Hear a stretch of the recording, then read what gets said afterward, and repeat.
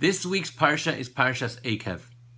At the end of the Parsha, we come across the all too familiar paragraph of V'haya im Shemoah, the paragraph that we read every day when reciting the Shema. At the end of this paragraph, we're instructed to give our children a Jewish education. The verse tells us, "V'limatem osam es bnechem ledaber bam," and you shall teach them to your children. There is a grammatical challenge that needs to be reconciled within this verse. It starts off by saying, "V'limatem osam es bnechem," and you shall teach them to your children. These words, "v'limatem" and "you shall teach them," is in the plural tense. And then later on, a couple of words later, it says, "B'shivtecha b'veisecha," when you are sitting in your house in the singular. Why is there this change from the plural to the singular?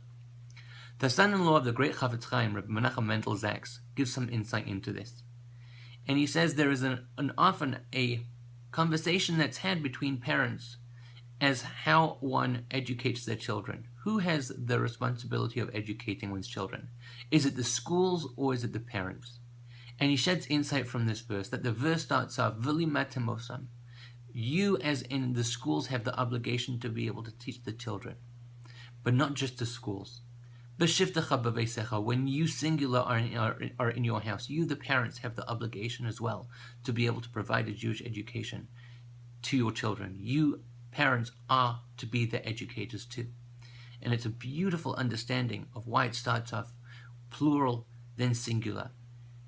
In the Jewish community, we all have the obligation of being the educators. The school has the obligation and responsibility of providing the education. As parents, we enable and we facilitate to be able to get our children there. And then what they don't learn in the Jewish schools, we as parents provide for them at home. Have a wonderful Shabbos.